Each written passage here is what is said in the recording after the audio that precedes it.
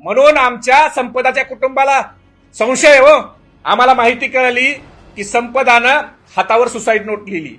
मान्य आहे, हातावर सुसाईड नोट लिहिली. त्याचा पेन कुठे देवा भाऊ? त्या आत्महत्येच्या ठिकाणी पेन सापडलाय का?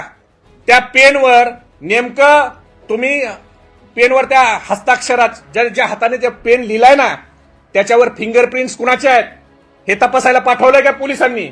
का फक्त संपदाचा चारित्र्य हनन करायची सुपारी घेतली पोलिसांनी? आणि ज्या पोलिसांच्या वरतीचा आक्षेप आहे, जे महाडिक आहे पीआय जिने तिचा नंबर ब्लॉक लिस्टमध्ये टाकला, जो राहुल धस डीवायएसपी आहे ज्याने तिची तक्रारीची दखल घेतली नाही, जे धुमाळ तिला नेहमी वारंवार टॉर्चर करत होते, जायपत्रे पाटील ह्यांना कधी तुम्ही आरोपी करणार आहेत? आणि कोण खासदार आहे तो ज्याचा तक्रारीमध्ये संपदानं नाव लिहिलं आणि त्याचे 2 पीए? अहो ह्यांची माजमस्ती बघा.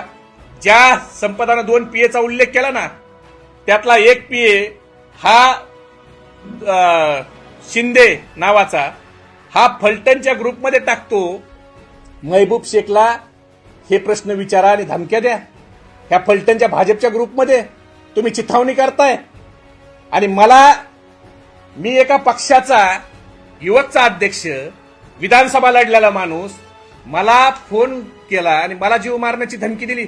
असल्या धमकीला बिमकीला मी तर भीक पण घालत नाही. जरा माझी चौकशी करा.